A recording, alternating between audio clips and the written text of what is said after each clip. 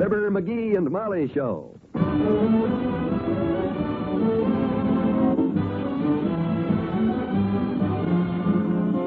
Every weekday at this time, NBC brings you Fibber McGee and Molly transcribed. The show is written by Phil Leslie and Ralph Goodman and directed by Max Hutton.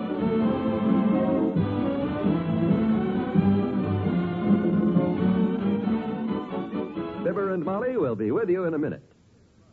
Here's a pretty shocking fact. Hundreds of millions of people behind the Iron Curtain are victims of vicious lies about the United States. Yes, communism continues to take the initiative in the propaganda war. We must not only stop the spread of communist influence among peoples that are still free, but we must also fight the tyranny of those it has already enslaved. The Crusade for Freedom, created by General Lucius D. Clay, offers each of us as individuals the opportunity to strike a blow for freedom. This blow can be struck through Radio Free Europe, an independent citizen-sponsored organization which broadcasts the message of democracy through the Iron Curtain every day. Hour after hour, it brings hope and truth to enslaved peoples, spiking lies and undermining the influence of red rulers. Radio Free Europe is a partnership of Americans and exiles of enslaved countries who broadcast to their compatriots in their own idiom. Join the crusade by contributing your truth dollar. Send your contribution to Crusade for Freedom, care of your local postmaster.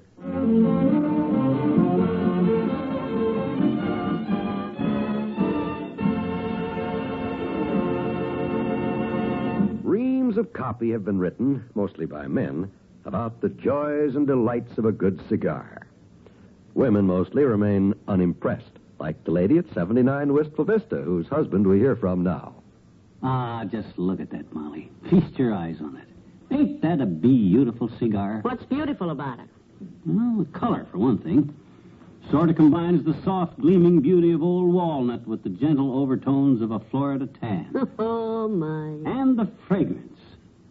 Oh, is this going to be fragrant? Your cigars always are. You never smelled an aroma like the aroma from this cigar, baby. It's not often I can clamp my claws on a gorgeous hunk of Havana like this. 50 cents a copy is a little rich for old Dad's blood. 50 cents? 50 cents. Who on earth was foolish enough to spend 50 cents on that potential pile of ashes and give it away after he got it? Mr. LaBelle, the manager of the furniture store's wife, just had a baby. So LaBelle's handing out the smoke. Is it a boy or a girl? Girl, Colorado Clara. Finest cigar I ever bit this... I don't mean the cigar, I mean the baby. Oh, I don't know. I forgot to ask. Hey, you got a match? Right beside you on the coffee table. Oh. Although it doesn't seem right to light such a fabulous cigar with just an ordinary match. No, don't. Why don't you hold it out the window and wait for lightning to strike it? Too uncertain. Well, here we go.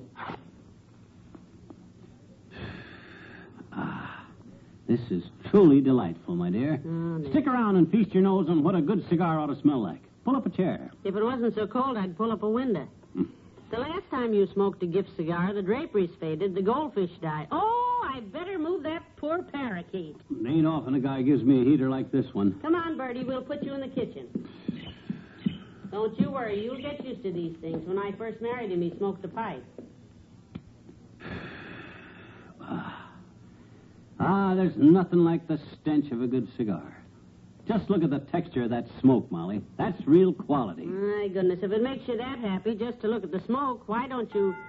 Come in. Afternoon, Molly. Hello, McGee. Hello, Dr. Gamble. Come in. Well, bless my soul if it isn't the father of modern medicine, Dr. George Gamble, the inventor of the Gamble method for stretching a simple tummy ache into an appendectomy. Watch the tree there. Oh. Are you ever going to take that... Pardon me, but is somebody cremating an old toupee around here? That's McGee's cigar, Doctor. He knows. What brand of rhubarb is that, Furnace Face? What do you mean, rhubarb? This is a genuine 50-cent Colorado Clara Corona. Sure you don't mean kimono? Smells like a scorched bathrobe. Here, here. I wouldn't worry about it, though, Molly. I have a hunch he'll soon get tired of having hot ashes fall on his sweater and throw that thing away. Don't you worry about the ashes on this cigar, Lumpy. This is the kind of a stogie that I can smoke clear down to my back teeth without the ashes falling off in it. Oh. Don't you know the better the cigar, the longer the ashes will hold onto it? Any 10-year-old corn silk smoker knows that, certainly. Then what do you want to make such stupid cracks for? Oh. I'll bet you $20 I can smoke the ashes 8 inches long on this cigar before they fall off. That'll be a neat trick, all right. The cigar wasn't over 6 inches long to start with. Yeah, it's an even neater trick when you consider the little noisy hasn't seen $20 in 40 years. Oh, is that... I'll bet you $5 then. $5 I can smoke the cigar till the ashes are at least 3 inches long without falling off. You made a bet, Pigeon. Let's see your $5. Show him $5, Molly. Huh. Well, here goes your next month's allowance, dearie.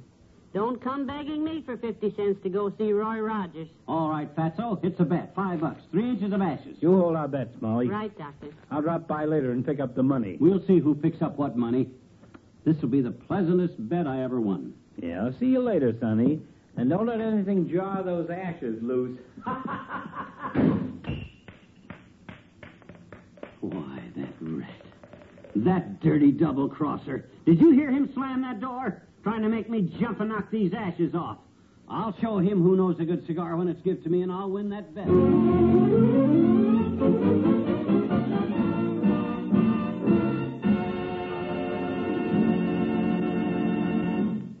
There's more fun with the McGee's shortly.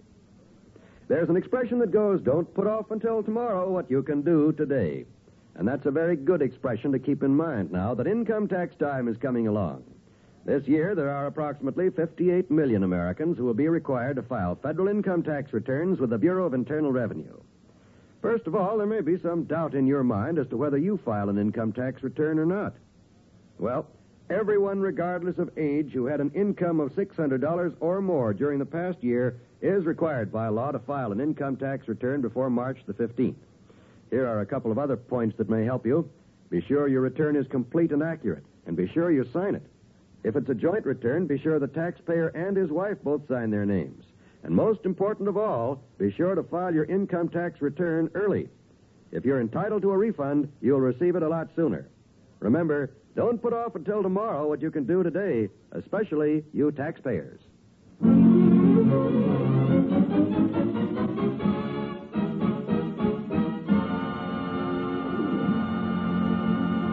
Ah, what a cigar. Look at them ashes. Must be a full inch long already. Let me see. 1 inch out of 3, that's a third. A third of $5 is 3 and a 5 and 2 to carry. That's 2 and a 3 goes 5. 2 and 3. Shucks, I should have made the bet for $6. Oh, you back, Molly? Yes, I was just over at Mabel Toops's, dearie. I tried to hurry back, but you know how Mabel talks. Oh, I see you moved over to the Davenport. Yep. Took me 15 minutes to get from that chair over here, but I made it. You see, lying on my back like this, with the cigar straight up, the ashes are perpendicular. The pull of gravity is at right angles to the tensile strength, and thus permitting the ashes not to fall. Very scientific. Mm-hmm. I brought in the afternoon paper. You want it? I can't handle it right now. Afraid to take my eyes off these ashes. What's in the paper? Anything? Not much. It says Citizen X will be seen on the downtown streets again tomorrow, and a large crowd is expected. Grocery boy! Doggone it, old-timer. Can't you come in here more quiet? You have to slam the door like that. You almost knocked the ashes off of this cigar. Oh, you want them ashes knocked off, Johnny? Here, let me have it. I'll knock them in the fireplace. No, don't. Get away from me. He can knock them off, Mr. Oldtimer. Oh, that's silly, daughter. Big, strong boy like him can't even knock the ashes off a cigar? All you gotta do Get away from me, Dad Rabbit. These ashes are worth $5. $5? That little bit of ashes?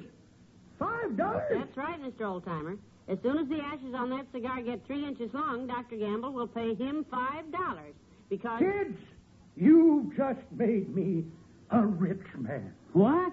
If Doc Gamble's paying $5 for a little tablespoonful of ashes like that, I'm rich. What do you mean? I got a basement full of them. Been meaning to take them out for years, but I've got them. Yes, but now wait. I'm rich.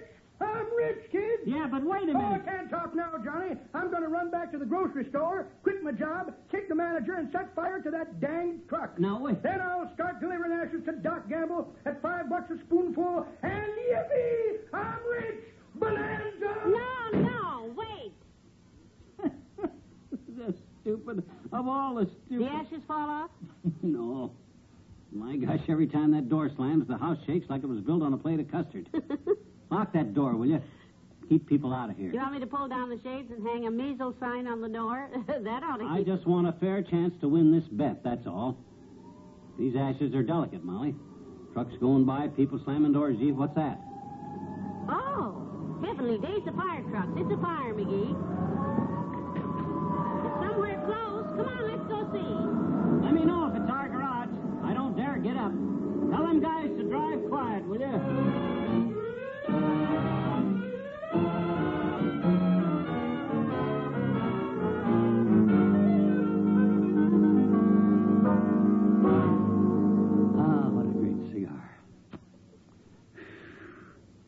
is the sweetest.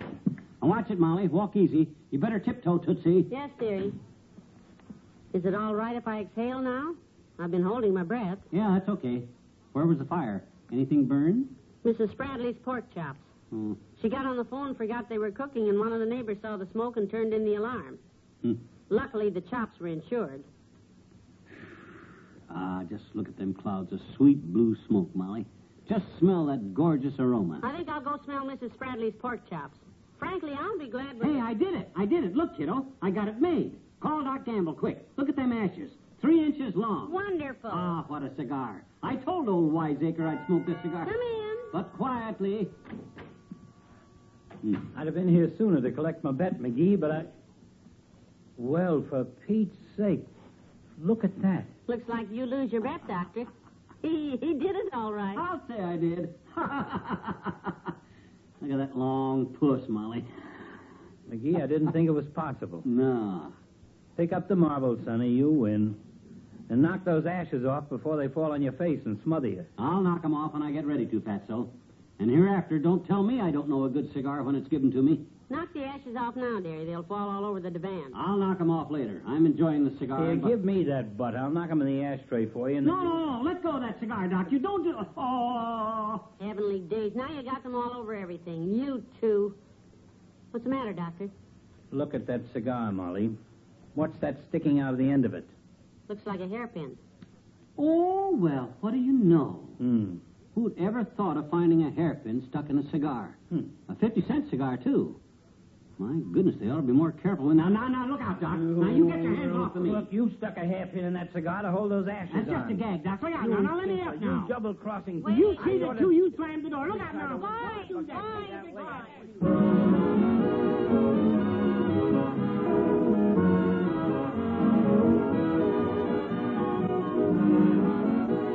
We'll say goodnight to Fibber and Molly in a moment. More great radio entertainment awaits you tomorrow evening when you set your dial to the NBC Radio Network. You'll enjoy the laugh-packed Bob Hope Show as Bob brings you another of his typical topical monologues as well as a special guest star. Then in the musical department, you'll hear Margaret Whiting with one of the most popular songs in the land, accompanied by Les Brown and his band of renown. Then, right after Bob Hope Show, listen to Phil Harris and Alice Faye. It's a mirth-quaking 30 minutes of music and situation comedy that will keep the chuckles coming from beginning to end. Phil and Alice have long been favorites of radio listeners from coast to coast, and you'll truly enjoy their programs each Friday evening on the NBC Radio Network. Also on Fridays, you can hear the quarter-hour programs of the ever-popular Dinah Shore and Frank Sinatra. Each of these wonderful entertainers brings you 15 minutes of music to keep your feet a-tapping. Be sure to join us here at the NBC spot on your dial for the Dinah Shore Show and songs by Frank Sinatra tomorrow.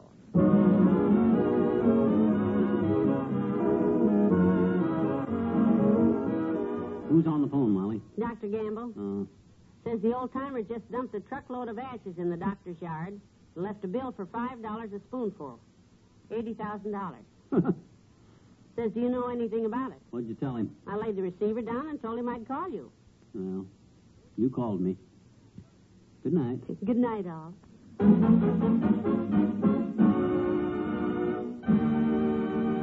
NBC has brought you the Fibber McGee and Molly program, transcribed with Bill Thompson as the old-timer and Arthur Q. Bryan as Dr. Gamble. This is John Wald inviting you to be with us again tomorrow night for another visit with Fibber McGee and Molly. This Saturday, enjoy Roadshow, an exciting new show on the NBC Radio Network.